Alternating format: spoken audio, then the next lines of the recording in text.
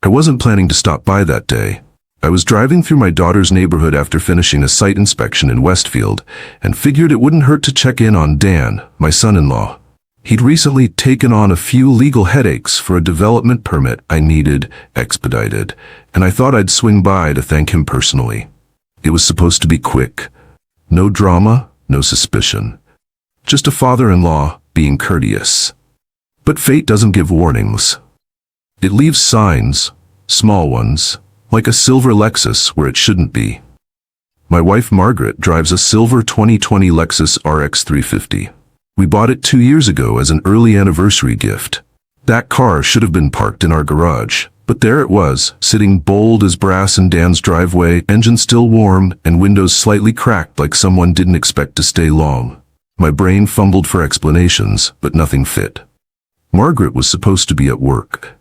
I had dropped her off at the train station myself at 8 a.m. that morning. She said she had an early client meeting downtown. So why was her car here? And why was it hidden behind the shrubs, like someone didn't want it seen from the road?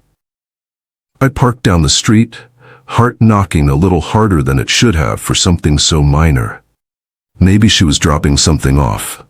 Maybe she stopped by to see Brianna. Maybe, too many maybes. The more I tried to rationalize, the more the unease thickened.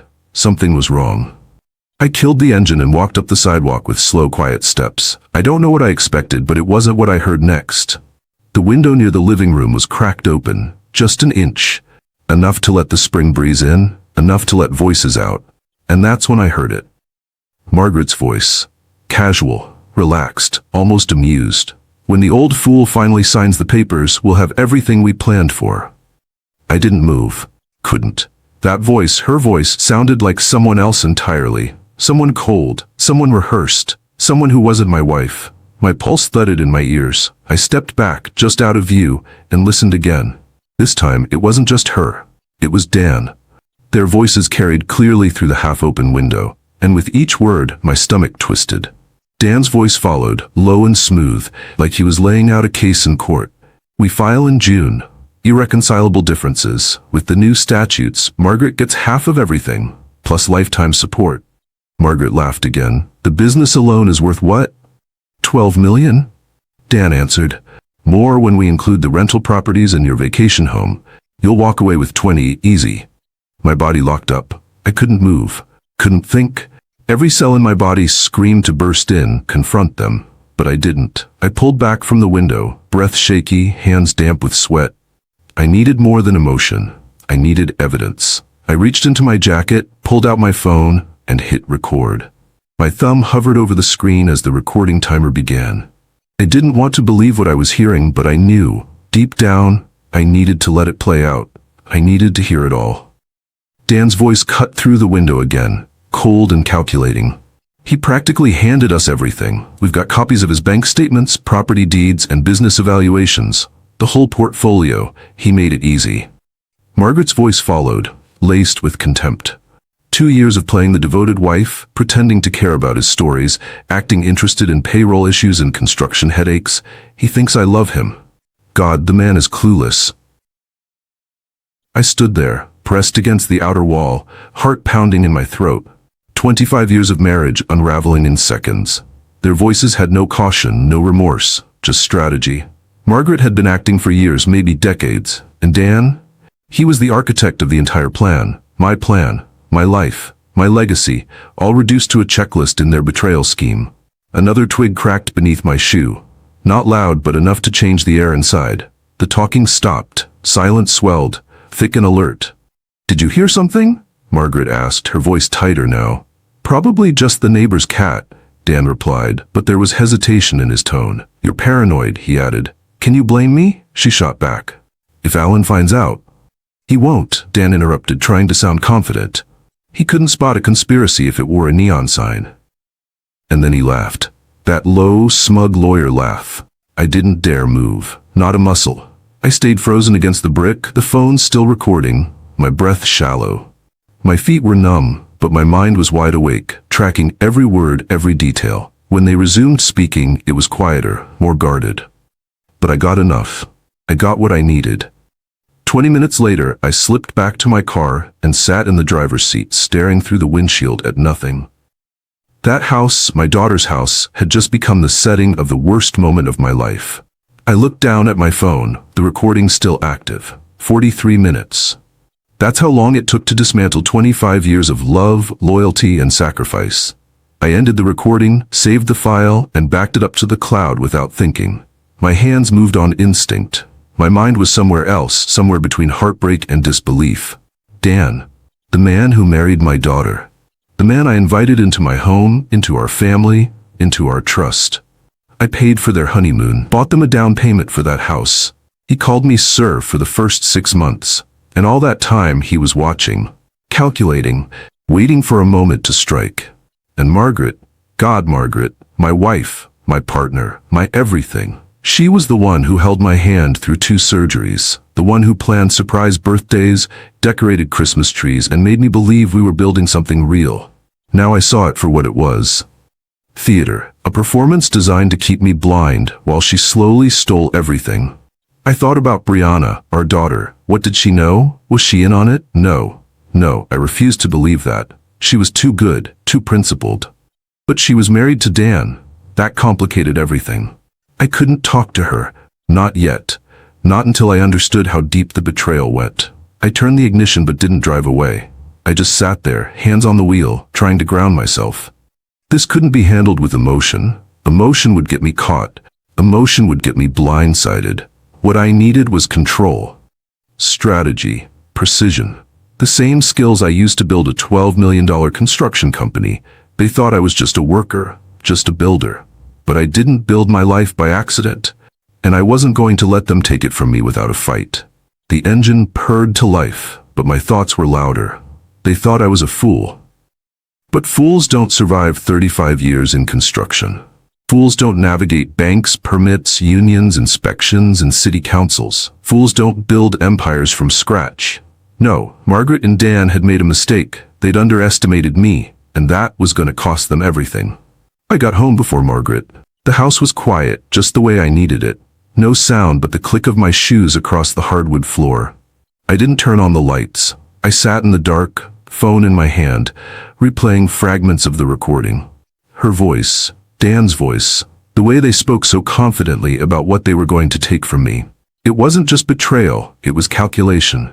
It was months of work, maybe years. And the more I thought about it, the more things started making sense. I stood up and walked toward the living room, toward the framed memories on the mantel. The wedding photo caught my eye first. December 15th, 1987. Margaret in ivory silk, smiling like the world belonged to her. Me in a rented tuxedo, grinning like I'd just won the lottery. I used to think that photo captured the happiest day of my life. Now I couldn't look at it without feeling sick. I thought I'd married a woman who saw my potential, who stood beside me as I built coal construction from the ground up. But I wasn't a husband to her. I was a stepping stone. The anniversary card on the kitchen table hadn't been moved since December. To my wonderful husband, thank you for making all my dreams come true. Here's to 25 more years of happiness. All my love, Margaret. All her love. Every word now felt like a dagger dipped in honey. Did she write it before or after she started sleeping with our daughter's husband? Did she smile while sealing the envelope, knowing the next time she said, "I love you," it would be a lie? I walked through the hallway toward my office and past the built-in shelves where Brianna's baby pictures still stood. Photos Margaret insisted we keep up even after she got married. I remember the day those photos were taken. June 8th, 1995. The day Brianna was born. Margaret was exhausted but glowing. She looked at Brianna like she was the center of the universe. That day felt real. That day I believed we were a team. I thought our marriage was built on something strong. But maybe that was just another illusion Margaret crafted to keep me invested. The memories hit like bricks. The 10th anniversary cruise to Alaska, Margaret pretending to be amazed by glaciers and wildlife. Brianna's college graduation, Margaret crying in the crowd, saying we'd raised a brilliant daughter together. Our quiet Christmas mornings, the elaborate trees she insisted on decorating, the gifts that took her days to wrap just right. Back then, I saw a woman who loved our family. Now I saw a woman rehearsing, perfecting her role, keeping up the image while she laid the groundwork for a different ending. And then I remembered 2020, the year everything changed. That was when we won the Morrison Municipal Center contract. $50 million over 3 years. The biggest project in coal construction history. I came home that evening ready to celebrate, expecting champagne, maybe dinner out. But Margaret was already sitting at the kitchen table with a real estate magazine and a calculator. "This means we can finally afford the house on Elm Street, she said without even congratulating me. "The one with the circular driveway and the pool. The Hendersons are asking $4.2 million. Not I'm proud of you, not you did it, just, here's what I want now." I should have known then. I should have seen how quickly her mind jumped from my success to her wish list. But I brushed it off. I thought maybe she was just excited. Maybe she wanted to build something with me. I was wrong. By 2021, the pressure grew. The country club membership was no longer optional. "We can't be the only family at Riverside Hills who doesn't belong," she said. "Our cabin in Wisconsin? Suddenly too humble. Have you seen the Johnson's place in Aspen?" she whispered over dinner. She started name-dropping other wives with husbands who knew how to treat a woman. The physical distance followed soon after. Separate bedrooms, snoring complaints, no more nights falling asleep side by side. At the time, I thought it was age, stress, normal drift. I never imagined she was creating emotional space so she could justify betrayal. And then came Dan.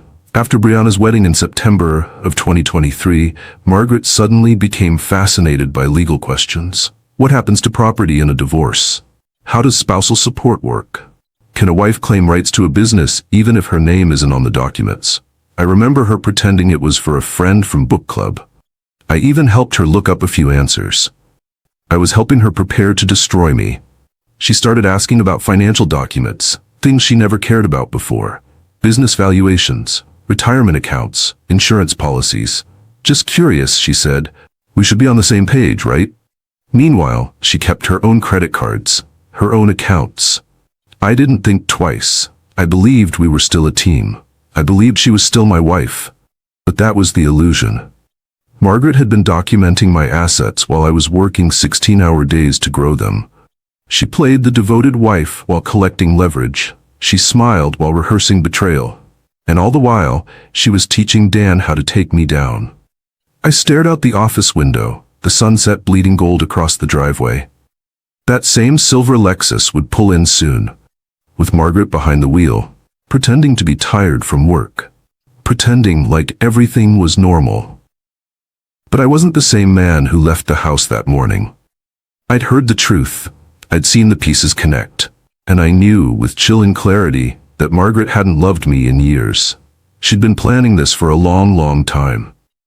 She walked through the front door just after 6 p.m., carrying a shopping bag in one hand and her work purse in the other. Margaret smiled like nothing had changed, like she wasn't the woman I had just listened to dismantle my entire life. "Hey, honey," she called out as she kicked off her shoes. "You wouldn't believe the day I've had." I turned from the stove, spatula in hand, and smiled right back. "Rough one?" I asked. She laughed. "Let's just say I'm ready for wine and silence." She walked past me, her perfume trailing behind her like a lie. I didn't say a word. I just watched her pour herself a glass of Pinot and settle into the same chair she always did, as if this were just another Tuesday. But it wasn't just another Tuesday. Not for me.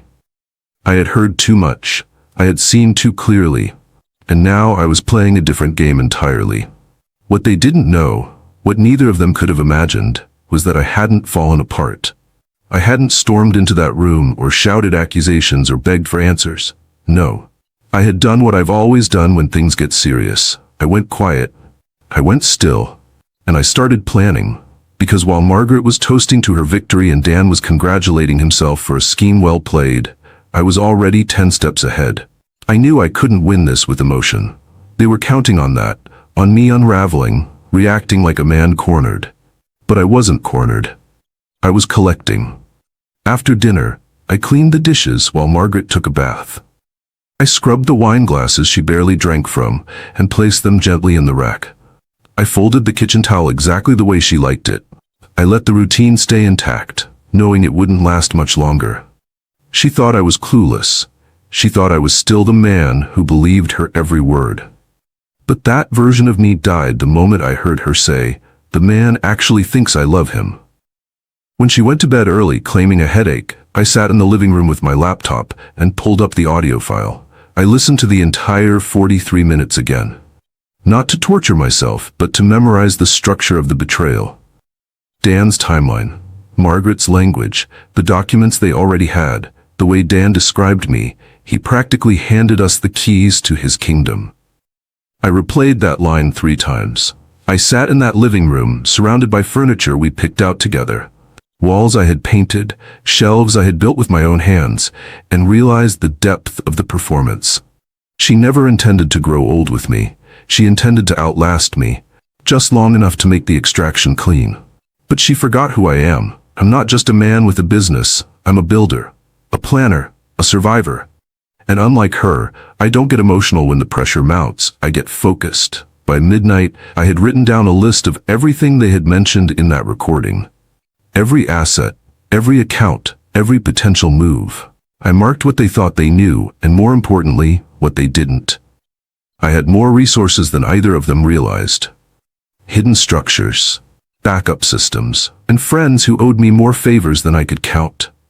I didn't build a $12 million company by being predictable. I built it by being prepared. Margaret thought she was married to a man who wouldn't fight back. Dan thought I was just a construction guy with a checkbook. They were about to learn the truth. The game had changed. The hardest part wasn't hearing what they said. It was pretending I hadn't.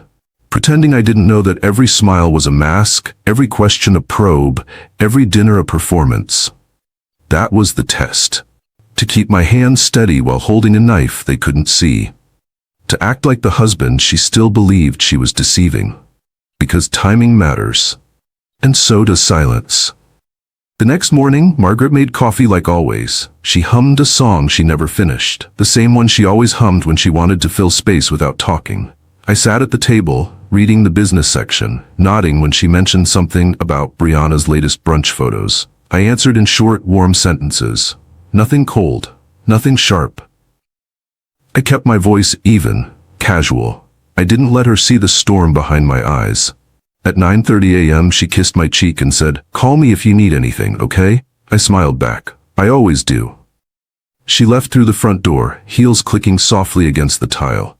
I waited until I heard the Lexus engine fade into the distance. Then I stood, walked to the kitchen window, and let myself exhale. The first test was over. I could fake normal. I could wear the same mask they wore. By 10 a.m., I was in my home office. I opened the safe behind the bookshelf. She never knew the combination, and pulled out old copies of our business filings, tax returns, asset ledgers. Everything she'd been trying to collect, I already had tenfold, and more. I wasn't just going to defend myself, I was going to make sure every move they made worked against them. Margaret and Dan weren't just plotting a betrayal. They were waging a war. But they made one fatal error. They started without knowing who they were fighting. I picked up the phone and dialed the one person I trusted with numbers more than I trusted myself. Marcus Webb, my accountant of 20 years. Discreet, sharp, loyal. "Marcus," I said, "I need a private consult. No documentation yet. Just a conversation. Can you come by the house this afternoon?" There was a pause on the line, then a calm reply. "I'll be there by 3. After the call, I walked back into the living room and looked around, really looked. The throw pillows she arranged just so. The decorative bowls I never cared for. The family portraits layered with years of pretend. I noticed the cracks now. The careful staging. The performative perfection of someone who wanted the illusion more than the truth. And I thought, how long had I lived in a house that wasn't really a home? But I didn't let the emotion take hold. I couldn't afford that anymore. Margaret wanted me reactive. Dan wanted me to stumble. So I gave them what they expected. Calm, measured, predictable. I replied to Margaret's text about dinner plans with a thumbs up. I left a voicemail for Brianna about a new job opportunity at the company. I even sent Dan a thank you email for his ongoing legal support. Every move calculated, every message recorded. I knew they were watching, listening, gauging how much time they had left before pulling the trigger. What they didn't realize was I'd already fired the first shot. Silence. I sat back down at the table and looked out at the yard I'd landscaped with my own hands, the fountain Margaret insisted on installing for our 20th anniversary. The water still trickled peacefully. It looked exactly like the life they thought I was too blind to protect. But that peace was about to end, because I wasn't playing husband anymore. I was preparing for war. By 2:50 p.m., the living room was spotless, the blinds were drawn, and every folder I needed was stacked on the coffee table like blueprints before a big build. Marcus Webb arrived at exactly 3, punctual as always. He walked in carrying his brown leather briefcase, the same one he'd used for as long as I'd known him. "This isn't just taxes, is it?" he asked before I even offered him a seat. I shook my head. "This is personal, private, and it doesn't leave this room." He sat down and opened his notebook. "Tell me what you need." So I told him everything, not emotionally, not dramatically, just the facts, that my wife and son-in-law were plotting to gut my estate, that I had recordings, that I knew the timing, that I needed to protect what I'd built without raising suspicion, yet. Marcus didn't flinch. He adjusted his glasses, then leaned in like he was reading a blueprint of a crumbling building he intended to save. "You have offshore structures, correct?" I nodded. "Set up in 2017, never touched." He raised an eyebrow. "Still clean?" "Absolutely. Never listed them jointly, separate counsel, fully legal, just hidden." For the next hour, we mapped it all out. Every joint account, every business asset, every taxable flow. Marcus didn't speak unless it was necessary. He just wrote, calculated, and drew boxes and arrows. "You've got more than they think," he finally said. "A lot more. But they've been clever. They've documented the surface, the visible empire. They're trying to steal the house, but they don't even know where the vault is." I nodded, and I want to keep it that way. We drafted the beginning of a firewall, asset protection measures disguised as estate planning. It was the kind of thing people in our position do when they're preparing for retirement. Not war, not revenge, just optimization. We would restructure accounts, reroute holdings, and freeze any joint access, but all under the pretext of portfolio review and generational legacy transfers. Margaret wouldn't see the moves until it was too late. And Dan? He wouldn't even understand what he was looking at. By the time Marcus left, I had 3 folders, 2 new passwords, and a checklist titled Containment. The word struck me, because that's exactly what I was doing. Not retaliating, not yet. I was containing the damage, sealing off every leak before the flood. I walked back to my home office and opened my private laptop. 2 screens lit up. One showed our business accounts. The other showed something Dan and Margaret had never once thought to monitor. My silent holdings. In 2017, I'd begun shifting small portions of our surplus cash into diversified trusts overseas, just in case the market turned or a city contract fell through. At the time, I told Margaret it was reinvestment. She didn't ask questions. She was too busy planning vacation homes. That silence was my advantage now. What she didn't know couldn't be stolen. I opened one of the offshore accounts and scrolled through the activity logs. Untouched for years. No withdrawals, no flags. Just sitting there, legal, clean, quiet. She thought the retirement fund was our safety net. She thought the house was the prize. She didn't know the real money lived somewhere she could never reach. After securing the accounts, I pulled out our last 3 years of joint tax returns and began highlighting every item Margaret had asked about in the past 6 months. Suspicious curiosity hidden behind small talk. "What's the difference between gross and net again? Do you think we should move everything to one account, just for simplicity? Would it help if I got a list of properties for the insurance company?" Each question had been a needle, small and careful, threading her plan through my answers. But she wasn't the only one watching closely. I'd just been slower to wake up. The sun had set by the time I finished the first round of restructuring. The house was dark except for the office, lit by the soft glow of my desk lamp. I looked around the room at the blueprints on the wall, the project schedules pinned to corkboards, the photo of the first crew I ever hired. I had built everything in this house, including the illusion that Margaret still loved me. Now I was tearing down that illusion with the same discipline I'd used to build my business. Dan and Margaret wanted to play lawyer games. But I don't play games. I build strategies, I build structures, I build walls. And this time, I was building a fortress they could never breach. It started with a phone call. Tom Bradley, president of First National Bank, my golf partner for 15 years, and a man who understood the value of discretion.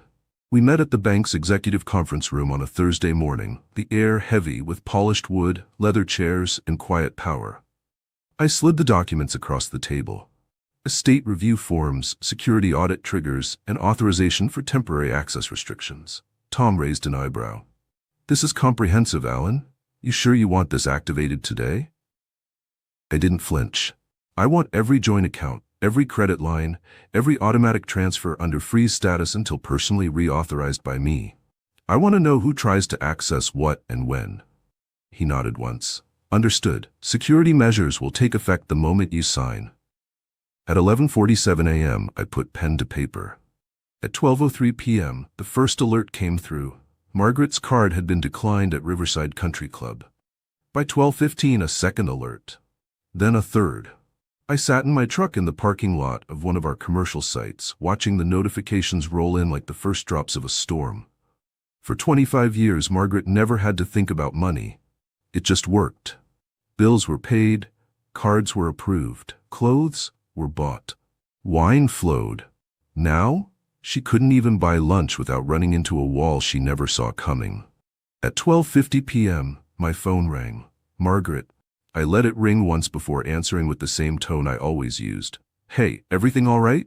Her voice was tight. "Something's wrong with our accounts. My card was declined at lunch, and when I called the bank, they said there's a security hold. Do you know anything about this?" I paused. Let the silence drag just long enough. "Security hold? That sounds serious. Did they say what triggered it?" "Something about verifying joint identity and account authorization," she said. "It's embarrassing, Alan. I was with Linda and Susan and couldn't even pay the bill." She was upset, not because her plot was crumbling, but because her image was. Public embarrassment always stung Margaret more than private failure. "I'll call Tom and see what's going on," I assured her. "We'll get it sorted out." I didn't call Tom. I drove to the new medical center project. The crew was pouring concrete. Machinery hummed. The ground vibrated with purpose. It grounded me. While Margaret spiraled, I stood among the sounds of real work. Work that built everything she thought she could quietly take from me. By mid-afternoon, my phone was buzzing every half hour. Margaret again. Then a series of texts. 1:47 p.m. Still can't access any accounts. This is ridiculous.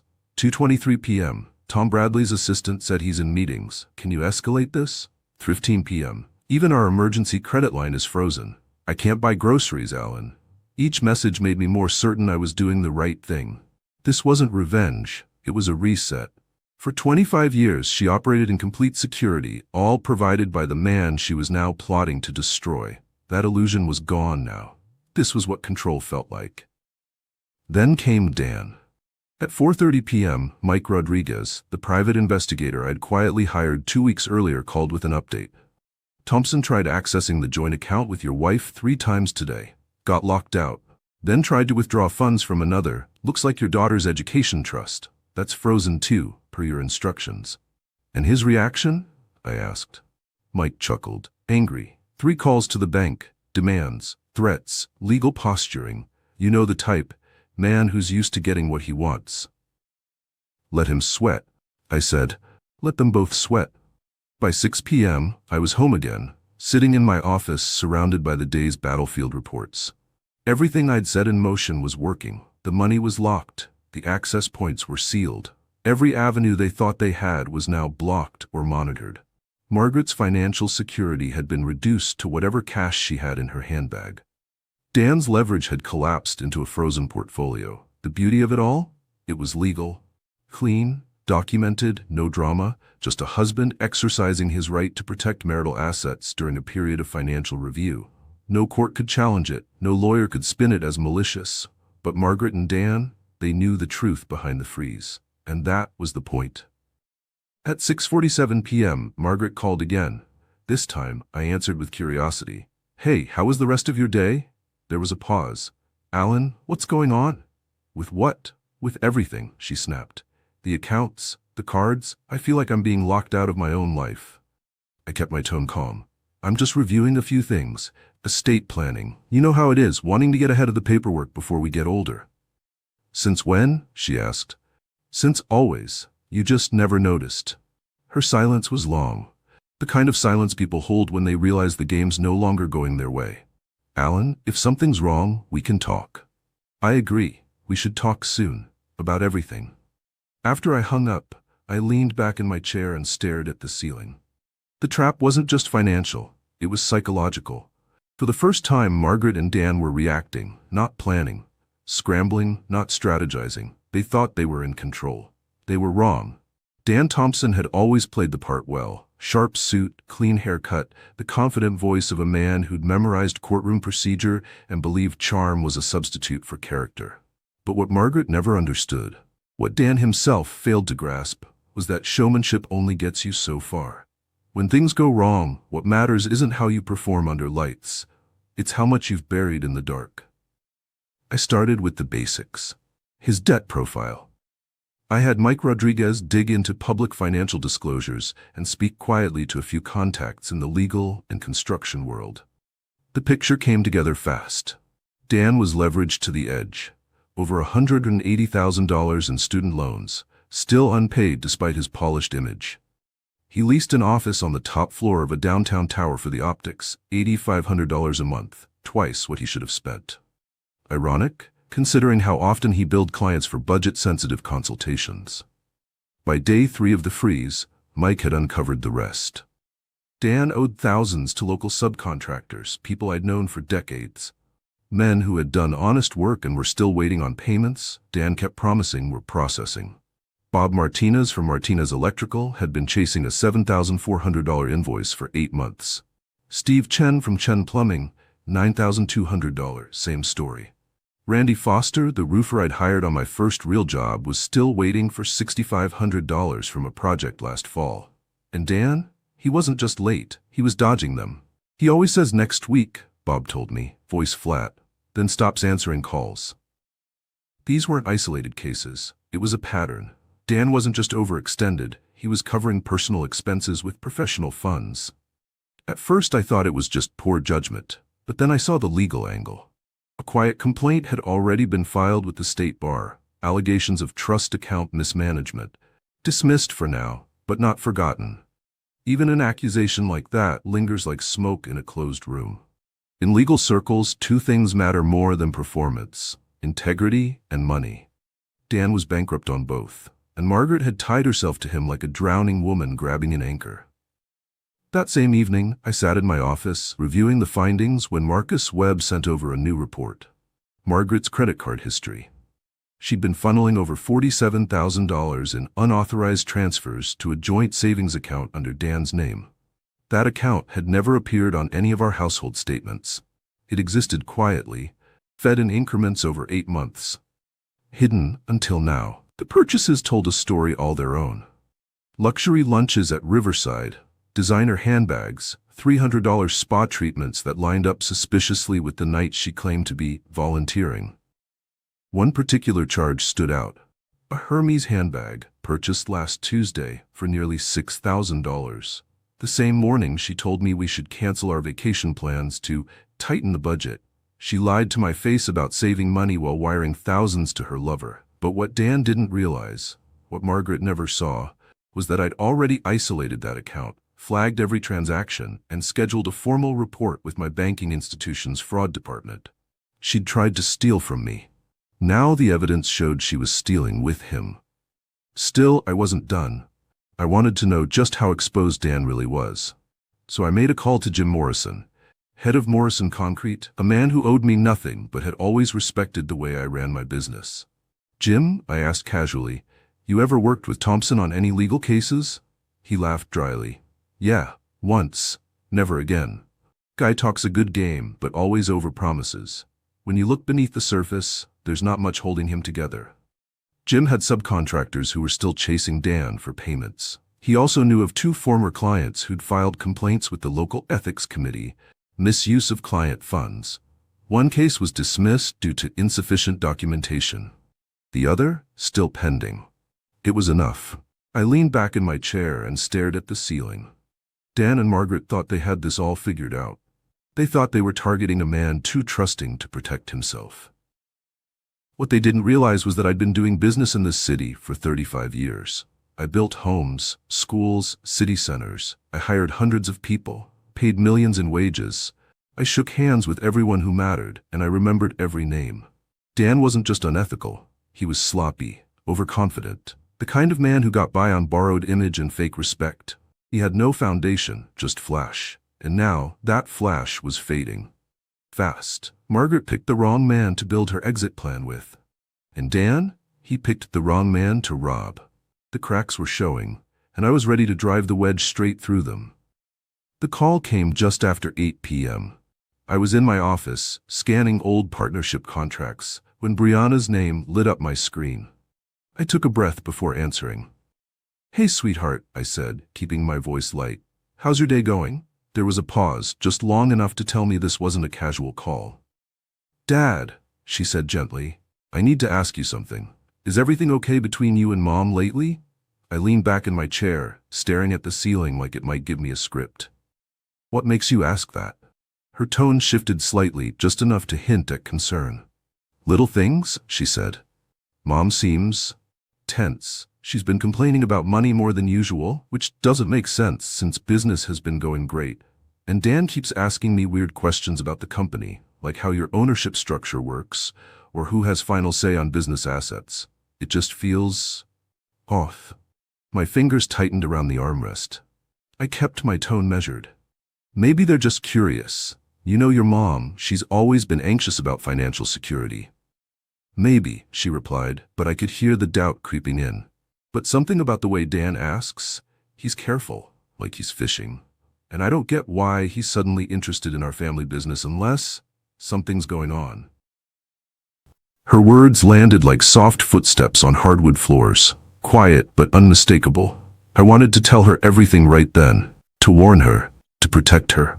But I knew I couldn't. Not yet. I needed to be sure she wasn't caught in the middle, didn't know more than she should. "Probably just curiosity," I said. "He's a lawyer after all. He asks questions. That's what he does." She hesitated again. "Dad, if something were wrong, I mean really wrong, you'd tell me, right?" I felt a lump rise in my throat. Not the kind that comes from sadness, the kind that comes from having to lie to protect someone you love. "Of course," I said, softening my voice. "But everything's fine, just the usual stress. You know how the industry is." She didn't push. She never did when I gave her that tone, the one I used when I didn't want her to worry. "All right," she said. "Just promise me you're okay, and if anything changes, you'll come to me." "I promise," I said, and that was the end of it. But as soon as we hung up, I sat in the silence of my office and stared at my notes. Dan was getting reckless, asking Brianna questions about company control. That wasn't just overconfidence, that was desperation. He was trying to get her to feed him information, probably hoping she'd offer it without even realizing the value of what she knew. The betrayal was spreading beyond Margaret now. Dan was using my daughter, my only child, as a chess piece in a game she hadn't agreed to play. That changed things. This wasn't just financial now. It wasn't just about protecting assets or blocking access. It was about shielding Brianna from the emotional wreckage Dan and Margaret were trying to create. She didn't deserve this. She didn't deserve to become a casualty of their greed. But she was smart. Smarter than they gave her credit for. Her psychology training gave her instincts most people ignore. And now, she was sensing something that didn't add up. The problem for Dan and Margaret? She was about to start connecting the dots. I didn't have to guess what they were thinking. I had eyes on them. Mike Rodriguez had stationed himself at the cafe across the street from Dan's office. Binoculars in the glove box, camera gear in the trunk, every movement recorded, every meeting logged. That's the thing about liars. They get sloppy when they think you're still in the dark. But I wasn't, and they were starting to feel it. Margaret had called Dan from our driveway the night after her card was declined. She didn't even bother to step inside before dialing. "Dan, we need to talk. Immediately. Something's wrong." Mike caught the entire call, her voice low but frantic. Neighbors later said she was pacing, barefoot, arms flailing in quiet panic. The same woman who once hosted flawless charity dinners now couldn't buy groceries without tripping into a wall she helped build. The next day, Margaret showed up at Dan's office in a rush. Hair unbrushed, makeup smudged, the kind of look she never let the public see. Mike's surveillance log was clear. 7:12 p.m. enters Thompson and Associates. 7:14 p.m. lights on in Dan's office. 7:16 blinds closed. By 7:25 they were arguing. Mike couldn't hear every word, but the body language said everything. Margaret's hands were moving fast, voice raised. Dan stood still, arms crossed, jaw tight. Panic on one side, damage control on the other. But what they didn't know, what made the whole thing almost poetic, was that Dan's building had a ventilation system connected to an adjacent accounting firm. One of Mike's contacts had an office there.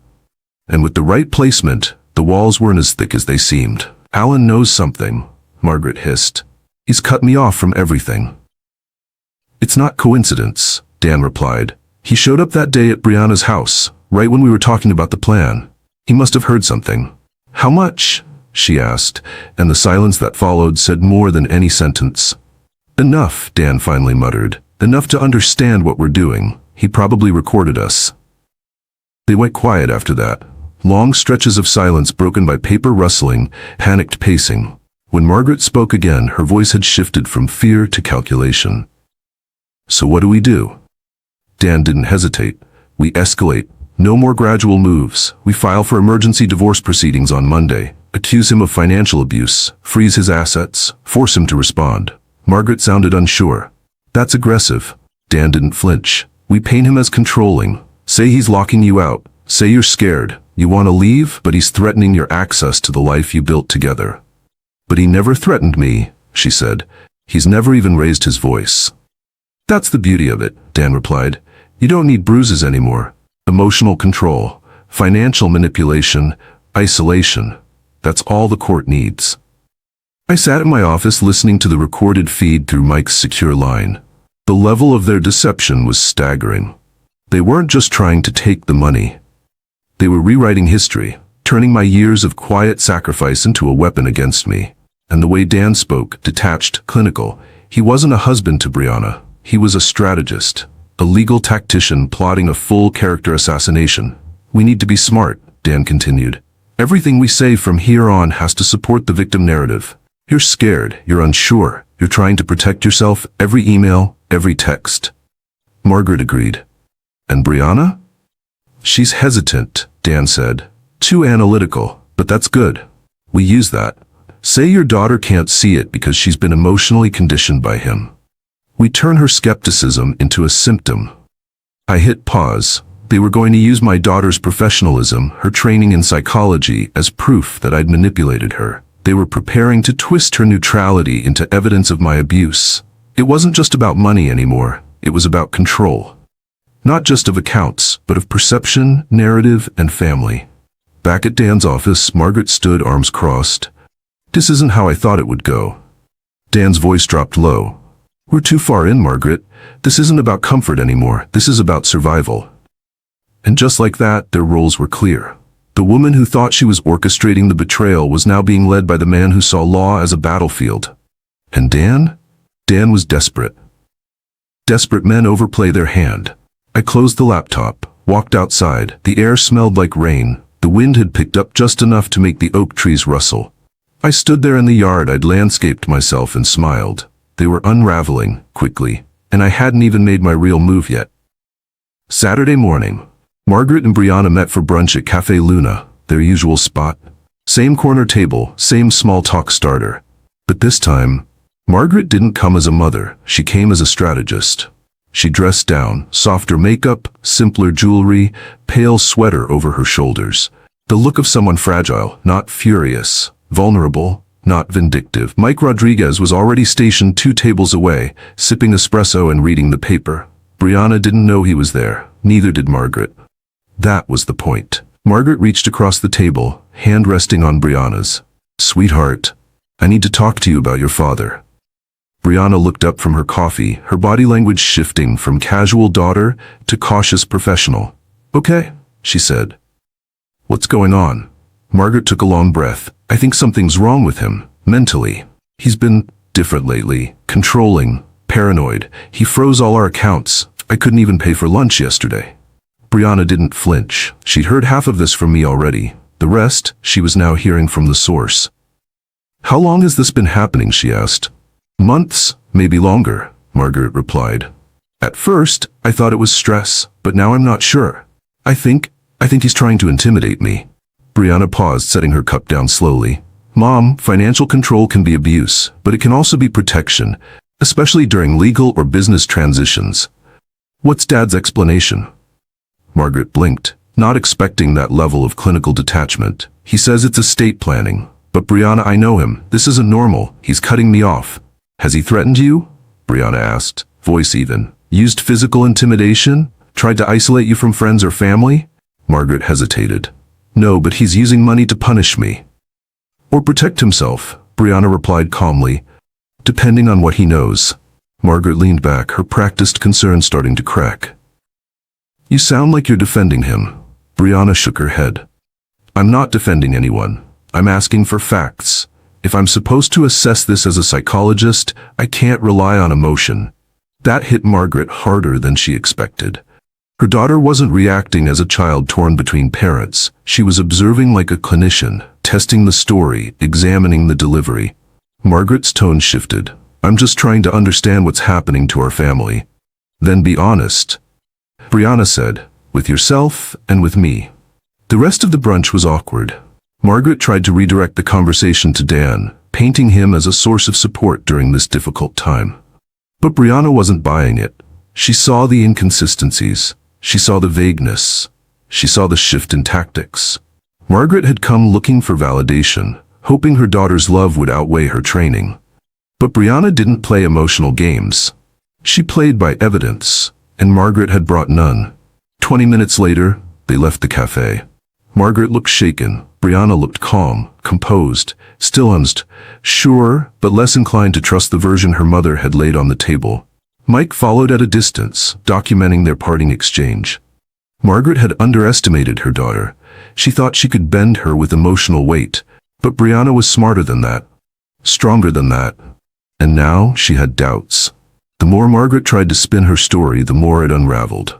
The more she pushed, the more her daughter pulled back. The story was slipping. The grip was weakening. And Brianna? She was starting to see through the fog. She showed up unannounced. Monday morning. No warning, no text. Just walked into my office at Cole Construction's downtown headquarters with that same posture I'd seen since she was 5. The one she used when she was about to ask a serious question she already knew the answer to. I stood to greet her. Hey, sweetheart? Everything okay? She didn't sit right away. She looked around the room like she needed to confirm where we were, then slowly took the chair across from me. Dad, she said, we need to talk about what's going on. I kept my tone measured. What's your mother told you? That you're acting different, that you've cut off access to accounts, that she's afraid you're trying to intimidate her. Her words were precise, not accusations, assessments. She wasn't here to comfort or accuse. She was here to understand. She asked me to evaluate you, Brianna continued, said I should give a professional opinion on your mental state. She wants documentation, proof you're behaving erratically. My breath caught in my chest, not from shock, but from how easily Margaret had tried to turn her own daughter into a weapon. What did you tell her? I asked. Brianna's green eyes, so much like Margaret's but sharper, clearer, didn't waver. That I can't ethically assess someone I haven't properly evaluated, and that your behavior doesn't match the patterns of someone in decline. It matches someone being targeted. I leaned back in my chair, the weight of the moment pressing between us. How much do you want to know, Brianna? She didn't blink. Everything. I opened my desk drawer and took out my phone. I found the recording. I didn't say a word. I just hit play. Margaret's voice filled the room. When the old fool finally signs the papers, we'll have everything we planned for. Brianna's expression didn't move at first. She sat perfectly still, her eyes fixed straight ahead as if she were watching a car crash in slow motion. Dan's voice came next. Calm. Legal. With the new statutes you'll get half, plus lifetime support. He's basically handed us the keys. The recording played for 43 minutes. It wasn't just the words, it was the tone, the laughter, The cold detachment, the strategic cruelty. Margaret listing assets like inventory. Dan dissecting my life like a closing argument. Brianna didn't interrupt. She didn't cry. She didn't look away. But when Margaret's voice said, "God, the man actually thinks I love him," I saw her hands clench. Just once, then release. When the audio ended, the silence was thick. I waited. I didn't push. This had to be hers. Her moment. Her conclusion. Finally she spoke. "How long have you known?" "6 days," I said quietly. "I overheard the conversation last Tuesday, at your house. And since then, I've been preparing." Quietly, she nodded. "Mom wanted me to believe you were unstable, that you were lashing out. But what I heard..." She looked up at me, her voice breaking for the first time. "What I heard was a woman I don't recognize, and a husband I need to apologize to." I stood, walked around the desk, and placed a hand on her shoulder. "You don't need to apologize for anything. You believed in both of us. That's what daughters are supposed to do." "Not anymore," she said. "I'm not a daughter in this story. I'm a witness, and I'm choosing truth." She stood, wiped a tear from her cheek, and straightened her posture. "I'm going to confront Dan. I don't know what happens after that, but I'm done pretending." I watched her leave my office with the same stride Margaret once had, determined, focused, sharp. But the difference was, this time the strength was real. It started small. A missed lunch invitation, a text left unanswered, a polite smile that didn't reach the eyes. Margaret didn't notice it at first. She thought it was scheduling, timing, people being busy. But social exile never arrives with a bang, it arrives with silence. At the country club, women she once hosted with began excusing themselves early. At charity events, her name was left off the speaker list. One morning, she showed up to the annual board brunch for the Westfield Women's Fund, and her name card was missing from the table. Just gone. No confrontation, no drama. Just empty space where her seat should have been. She called Suzanne, her closest friend of 15 years. Voicemail.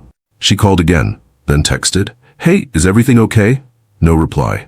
2 days later, Suzanne posted a photo with a few of the other board members, caption, "Strong women, real women." No tag for Margaret. Dan fared no better. Partners at his firm stopped looping him into high-level meetings. His assistant changed his calendar settings without warning. One by one, his client calls were reassigned. When he questioned it, HR responded with a short email. "Restructuring efforts are in progress." No further detail. The thing about betrayal is that it doesn't just burn bridges. It evaporates them. The same people who toasted their marriage, who praised their influence, who called them power couple, now looked the other way when they walked into a room. Some knew, others sensed. But everyone could feel it. Something wasn't clean about how they'd moved, and no one wants blood on their hands when the tide changes. Margaret tried to hold on. She booked a charity gala and invited her usual circle. Half RSVP'd. A quarter showed up. The ones who came didn't stay long. They smiled, posed for pictures, and left before dessert. No one mentioned it aloud. They didn't need to. Reputation doesn't vanish overnight, but once the cracks show, it shatters faster than anyone expects. She'd built her status on charm, elegance, and carefully curated loyalty. But status has a shelf life when the lies behind it come to light. And though she still had Dan by her side, he wasn't shielding her anymore. His attention had turned inward, toward legal fallout, firm pressure, and whispers of misconduct. He couldn't protect her. He couldn't even protect himself. They had planned for wealth, comfort, and control. What they got was isolation. I didn't give him the chance to prepare. I walked into his office on a Thursday afternoon without calling ahead, without sending a warning. His secretary looked startled but didn't stop me. I opened the door and stepped inside. Dan was at his desk, reviewing something on his laptop. He looked up, expecting a client or a colleague, maybe even Brianna. But when he saw me, his expression didn't just shift, it cracked. I closed the door behind me and stood there for a moment. Calm, controlled. "We need to talk," I said. His voice wavered slightly. "Now's not a good time." "Now is the only time," I replied. He stood, adjusting his collar like it would give him leverage. "Alan, whatever this is, I think we should bring in legal counsel." I smiled just a little. "That's funny. Considering how long you've been giving Margaret legal counsel behind my back, I figured you'd be ready for this moment." His mouth opened, then closed. Words struggled to form but found no structure. I walked toward the window and looked out over the skyline. You know, Dan, I never liked you, but I respected your ambition. You played the long game well. Law school, corporate climb, charming the daughter of your target. It was a clean play. Almost impressive. Dan stayed silent. He was calculating now, trying to decide whether to deny, deflect, or own it. I turned to face him. But you got greedy. You thought you could rewrite a man's life and he'd just sit quietly, that he'd fold under the weight of betrayal. That's the part you never understood. I don't fold. I build. Dan finally spoke. Whatever you think you know. I know everything, I said, cutting him off. The conversations, the recordings, the strategy meetings with Margaret, the fake victim narrative you tried to pin on me, the attempt to manipulate Brianna. I know all of it. He sat down slowly, as if his knees couldn't hold him anymore. Look, Alan, this got out of hand. It wasn't supposed to go this far. I stepped closer. Out of hand? You were preparing to destroy me. You tried to strip me of my legacy, my name, and even my relationship with my own daughter. Dan's voice shrank. I thought she'd believe Margaret. I thought you wouldn't fight back. Then you don't know me, I said. And that's your biggest mistake. He looked up, desperate. What do you want? I paused for a long moment. Nothing, I said. Nothing from you. This isn't about demands. This isn't a negotiation. I came here to watch you sit in the mess you made, to let you feel it, to see the walls closing in. Dan leaned forward, his hands trembling slightly. If this gets out, it's already out, I said quietly. Your firm is reviewing the recordings. Your name is being whispered in rooms you used to walk into with confidence. Margaret's social circle is crumbling by the hour. The truth is moving faster than your lies ever did. He was pale now, sweating. The suit he wore no longer gave him stature. It just looked like fabric on a man who'd lost control. Let me give you one final piece of advice, I said. You built your life on manipulation, on cleverness, on the idea that people wouldn't connect the dots. But Brianna connected them. And now that she knows who you are, she'll never unsee it. You didn't just lose a father-in-law today. You lost the one person who ever saw good in you. He looked up at me, eyes hollow. So what happens next? I walked to the door, opened it, and looked back one last time. Nothing dramatic, no courtroom spectacle, no public explosion, just erosion, quiet and permanent.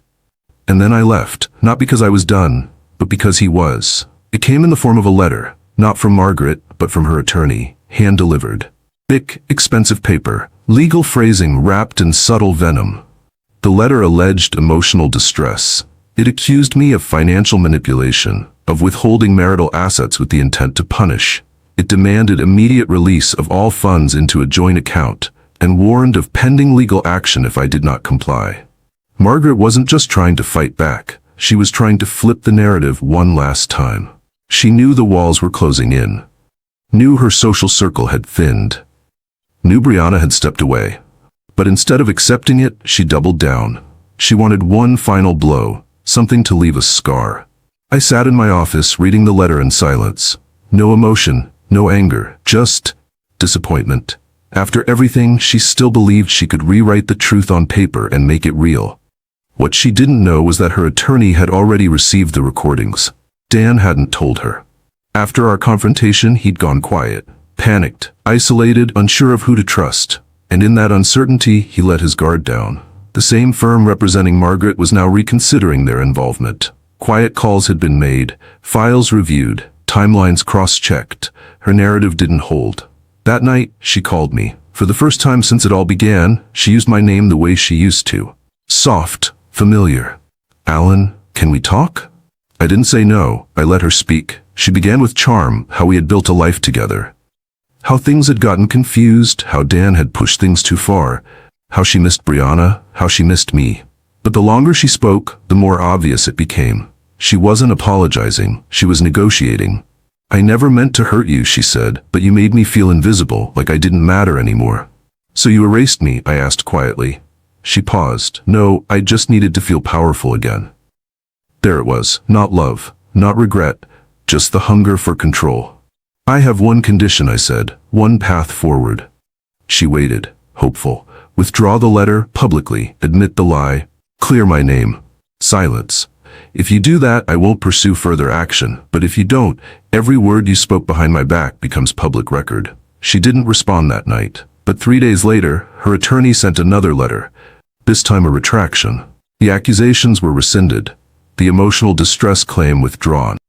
It was written clinically, but the message was clear. She was retreating. It was her final move, her final attempt to twist the story in her favor. And when that failed, so did everything she'd tried to protect. Brianna never called her again. Dan resigned from his firm, and Margaret? She vanished from every social calendar that once bore her name. She thought betrayal would win her freedom. All it gave her was silence. She didn't make a grand declaration. No long speech. No dramatic gesture. Brianna simply stopped showing up. The weekly check-ins with her mother stopped. The invitations to brunch, the texts, the just thinking of you messages, all faded, like fog clearing after a storm. It wasn't revenge. It wasn't anger. It was a choice. A quiet, final choice. One afternoon, she stopped by my house unannounced. She brought lunch, homemade soup, same recipe her mother used to make, only now with a few changes of her own. I swapped out the cream, she said. Healthier, lighter. She didn't mean just the soup. We sat outside on the patio, no heavy talk, just sunlight, breeze, and a quiet kind of peace. After a while, she said, I think people expect me to be torn between you and Mom, but I'm not. Not anymore. I didn't interrupt. I let her speak. I spent years assuming love meant loyalty, that because I loved her, I had to excuse what she did, that because she was my mother, I had to give her the benefit of the doubt, even when it hurt. But love without honesty isn't love, it's guilt. She stirred her tea slowly. You never made me choose, you just let me see. And once I saw, I couldn't unsee it. It wasn't triumph in her voice, it was sadness, the kind that comes from accepting the truth of someone you once worshipped. The kind that comes when the pedestal breaks and you're left holding pieces. I don't hate her, Brianna said, but I can't trust her. And if I can't trust someone, I won't let them shape my life. She looked up at me, her eyes steady. I want you to know, I'm with you. Not because you're my father, but because you told the truth when it would have been easier to lie. I reached across the table and squeezed her hand. It was the smallest moment in the world, and the biggest. Not just forgiveness, not just reconciliation. It was alignment. A daughter who had seen both sides, heard both stories, and chosen not the louder voice, but the truer one. She stayed for hours. We laughed. We remembered old trips. She asked about her childhood, things I hadn't thought of in years. She wanted to understand it now, as an adult, through new eyes. And I answered everything. Not to convince her of anything, but because she deserved the truth. When she left that evening, she hugged me tighter than she had in years. This is where I belong, she whispered. Not the house, not the property, the truth, the stability, the clarity. That was her home now. I never wanted to be a man remembered for revenge. I wanted to be remembered for building something that lasted, for holding things together when it was easier to let them fall apart. For a while I thought I failed at that. The betrayal, the lies, the slow collapse of a life I thought was solid. But maybe legacy isn't what survives the storm. Maybe legacy is who walks with you after it. I look around now and see less than I once had, but more than I ever truly appreciated. The silence in my house isn't emptiness anymore. It's peace. The relationships that remain are smaller, but real. There's no performance in them. No pretending. No fragile masks waiting to break. Just truth. Brianna visits more often now. Not because she's trying to make up for anything, but because she wants to. We don't talk much about the past. When we do, it's in pieces, measured. She'll ask a question, I'll answer it, and then we'll move on. There's no need to rehash what we've both already survived. We're building something new, on ground that's finally solid. I sometimes think about Margaret, not with anger, not anymore. With distance. Like a story I once read too many times. I don't hate her. I don't even wish her harm. I just wish she had chosen a different ending. One where love mattered more than leverage. One where the truth wasn't an obstacle, but a path. As for Dan, I don't know where he is now. Last I heard, he moved cities. Changed firms. He still practices law, but his name doesn't carry the weight it used to. I don't celebrate that, but I accept it. Actions leave shadows, and sometimes those shadows follow you longer than the spotlight ever did. If there's one lesson I've learned, it's this. Betrayal doesn't break you, unless you let it define you. And revenge, real revenge, is not about making noise. It's about reclaiming your silence, your dignity, your direction. The world expects us to fall apart when we're wronged, to scream, to fight dirty. But some victories are won quietly. Some wars are ended not with rage but with restraint. I didn't burn their world down. I simply walked away and let the truth do the talking. And now when I think about the legacy I'm leaving, it's not about wealth or reputation or what the neighbors whisper. It's about what Brianna saw, what she'll carry.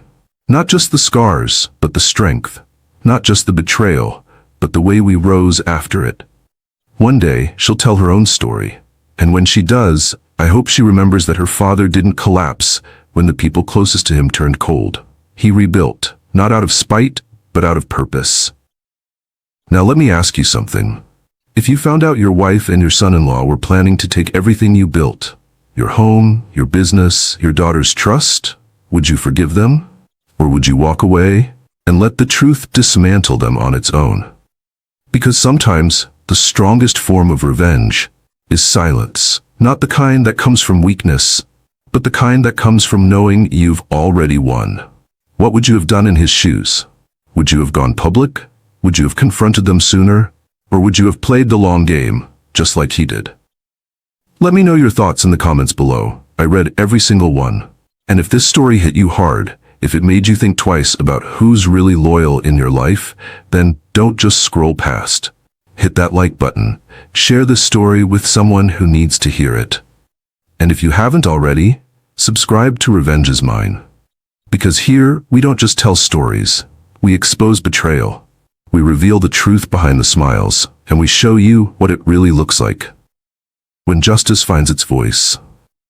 Until next time, choose your silence carefully, because sometimes revenge doesn't have to be loud. It just has to be true.